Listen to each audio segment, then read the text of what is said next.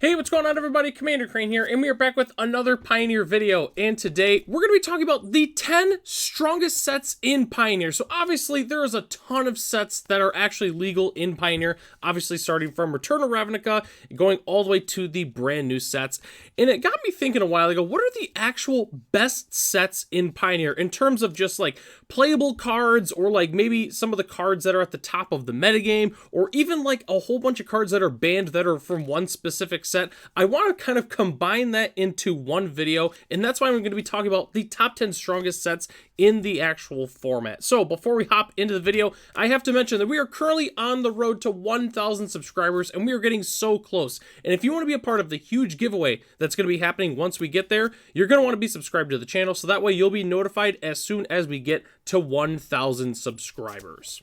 So let's hop into the actual video here. I have to talk about one honorable mention. I don't really like doing honorable mentions in my video, but I had to talk about this set just because when I think of Pioneer, I think of this set, or at least this is one of the sets I think of, and there's a lot of really, really strong cards in this set, and that set is Dragons of Tarkir. So it's one of my favorite sets that's in Pioneer. There's so many cool cards. I mean, obviously you've got some powerhouses like Collected Company, Atarka's Command, Kolaghan's Command, and then you have a whole bunch of other cards like Draconic Roar, Impact Tremors, Rending Volley, Roast, Dragonlord Atarka, and Dromoka's Command. But overall, I feel like the set has just, it's gotten less powerful as time has went on. Like, a lot of the newer sets are really, really strong, and that's going to be kind of a theme going on in this video. There's not going to be a lot of, like, the really early Pioneer sets in this video, spoiler alert, but I really wanted to talk about Dragons of Tarkir, just because even though the set has been out for quite some time now, 10 years as a matter of fact, oh my goodness, when it's going by really, really fast, but, you know, it's been out for 10 years, but a lot of the cards still hold up to today, so that's why I wanted to mention the set Dragons of Tarkir. Honestly, the whole block was pretty good, but I feel like Dragons of Tarkir definitely had the strongest cards. So all right, let's go and hop to the actual list. So number 10, I have the first set that's in Pioneer, Return to Ravnica. Similar to Dragons of Tarkir, this set has held up pretty well. Obviously it does help that this set introduced the Shocklands, which definitely helps quite a bit, and I guess I forgot to mention this. I'm only going to mention cards that are introduced in the first set. So like, I'm not going to be putting Ravnica Allegiance on the list and then counting the Shocklands. It's just going to count the first set that made them Pioneer legal. But anyways, there's a ton of good cards in Return to Ravnica that still see a ton of play today. Obviously you have the Shocklands, you have cards like Supreme Verdict, you got cards like obviously Dispel, Rest in Peace, Pithing Needle. There's a whole bunch of playables from this set, especially even like World Spine Worm, such a weird card, but it did win a Pro Tour overall, you know, so it's just a good card. So I have Return to Ravnica and number 10 on the list. Okay, number 9, I have a set that I don't think a lot of people really talk about it much anymore, kind of since it, you know, faded from the spotlight a little bit.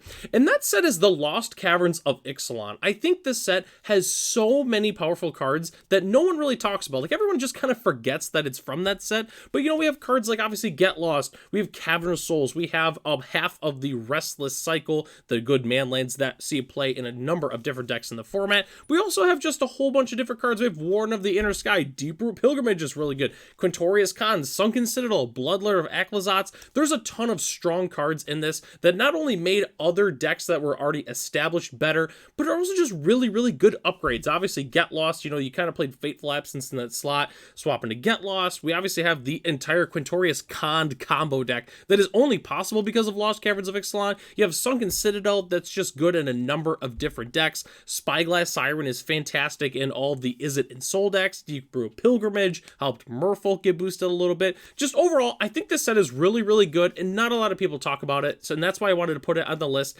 at number 9. All right, number 8, I have, I guess it's technically kind of considered an older set for Pioneer. I have Theros Beyond Death. So in terms of like design mistakes, you could make an argument that this set is number 1, just because you have obviously Uro, Titan of Nature's Wrath is banned. You have Thassa's Oracle that was in the best deck that we've probably ever seen in Pioneer in Dimir Inverter. And obviously you have cards like Underworld Breach that are also banned. So there's so many strong cards from this set, and I'm not counting anything against it because the cards are banned. It's really just, other than some of the really, really broken design mistakes, there's not a ton of cards that see a lot of play. Like, obviously, you do have some good cards. You have Sentinel's Eyes, Omen of the Sea is fantastic, Cling to Dust, and then you have some good solid roll cards like Wolfhaven, Dream Trawler, the Crone War, a solid card out of the sideboard, you know. It's just that this set is really, really strong, and I figured when I made this list it was going to be a little bit higher, but I think number 8 is the right place to put this set. It is strong. Obviously, you have cards like, excuse me, I can never pronounce this one, Enigmatic Incarnation, and then you have also Kroxa, which is pretty solid. It's getting less popular as time goes on, which we'll kind of talk about that actually later in the video. But anyways, I have Theros Beyond Death at number 8. Okay, this next set is not one that I really expected to have on the list, but looking at all the cards, it really makes sense. And that set is March of the Machine. There's a lot of crazy good, strong cards in this. I feel like for me personally, a lot of this blends in with Phyrexia All Will Be One, which is very similar to March of the Machine and probably maybe even deserved a spot on the list, but I really wanted to pick March of the Machine just because of the number of playables that are actively in top tier decks in the format. So obviously you have cards like Knight Errant of Eos, arguably the best card in the Boros Convoke deck. You have cards like Sunfall, the best board wipe in the format. You have really good role players like Polukranos Reborn being a great card for Mono Green Devotion. You have a number of other good cards that are in the sideboard and mainboard. We have Invasion of Gobakhan, Surge of Salvation, Change of the Equation, Chromoseed Shark. We've got Rona, Lithomantic Barrage, Volcanic Spite, Voldaren Thrillseeker, and Ren's Resolve. There's just a ton of different cards in the set that are super duper strong in Pioneer and still see a ton of active play, and that's why I have March of the Machine number 7 on the list. Okay, number 6, probably the most controversial set that I actually put in this video, and that's Magic Foundations. And I know what you're thinking. There's no super broken cards from this set. Nothing from this set has been banned yet.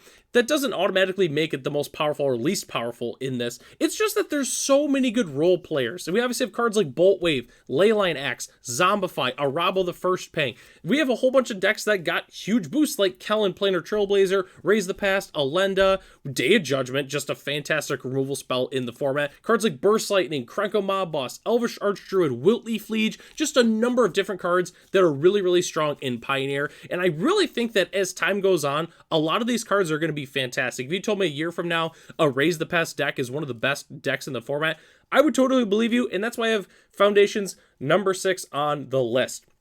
Okay, top 5 territory here. Number 5, I have probably our last, we'll say older set of the list here, spoiler alert, and that set is Throne of Eldraine.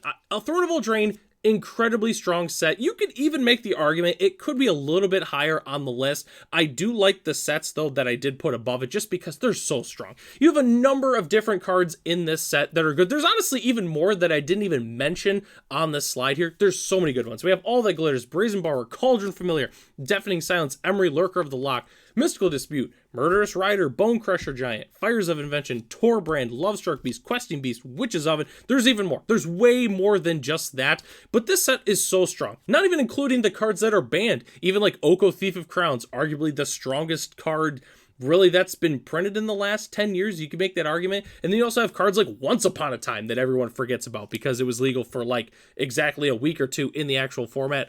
I don't know. Throne of Eldraine is an incredibly strong set and I wanted to have it on the list. I wasn't quite sure where it was going to end up, but I think number 5 is going to make sense based on the sets that are above it. Okay, number 4, I have Dominaria United. This set is so strong once again. There's a whole bunch of cards that I didn't even put on the actual list here. The reason I gave it over Throne of Eldraine is because there's more cards that see play at the top of the metagame. For instance, Leyline Binding, absolutely fantastic card, probably the best O-ring effect we've really ever seen. Shieldred of the Apocalypse, such an annoyingly good card. It sees play in pretty much every black midrange deck. We obviously have the Painlands, also fantastic. Cards like Anointed Peacekeeper, Resolute Reinforcements, Temporary Lockdown, Impulse, Tolarian Terror, Vidalian Hexcatcher, Cutdown, Liliana the Veil, Runvelt Hordemaster, Leafcrown Visionary, and the list just goes on from there. There's so many good cards in Dominaria United, even cards that I think are going to be good in the future just because of the way the set was designed. Kind of like some of the, I don't know what you want to call them, the Phyrexian mana guys. I think that some of those, especially Defiler Vigor, as time goes on, is going to get even better. And that's why I have Dominaria United, number 4 on the list. All right, number 3. I have definitely one of the most recent sets that's actually came out in Pioneer, and that's Outlaws of Thunder Junction. This set is crazy strong. I will say, though, there's not as many, like, in terms of, like, pure volume cards that see play in the format, but the ones that do are some of the best. I mean, we have cards like Aven Interrupter, fantastic in the Selesnya Company deck. We have 3 Steps Ahead, probably the best counterspell in the entire format. We have cards like Slickshot Show Off, arguably makes red decks way better just because of its synergy with cards like Wizard's Lightning and just playing a whole bunch of non-creature burn spells and just taking out our opponent. We have cards like High Noon, Phantom Interference, Magebane Lizard, Scorching Shot, Outcaster Trailblazer, Pillage the Bog, Honest Rustine, and Rush of Dread. And the list just kind of goes on from there. I just wanted to mention those because they do see a lot of active play in the format, but Outlaws of Thunder Junction is super strong. A lot of the plot cards were really, really good as well. I definitely figured that some of the spree cards were going to see a little bit more play than they did, but 3 Steps Ahead single-handedly is just absolutely fantastic. It's basically the Pioneer version of Cryptic Command. But overall, Outlaws of Thunder Junction is number 3 on the list. And at number 2 on the list, I have Duskmourn House of Horror. I'm kind of surprised on how strong this set actually is after thinking about it. I knew that this set had good cards, but then after going through the entire list on Scryfall, it's crazy how strong it is. Obviously, you have cards like Enduring Innocence, one of the best cards in the Selesnya Company deck. Sheltered by Ghosts, just a ridiculously strong card. It sees play in basically every deck that's white and plays creatures, which is quite a few decks in the format. We obviously have Kaido, Bane of Nightmares, single-handedly making Dimir aggro / tempo an actual deck in the format. It's just that good.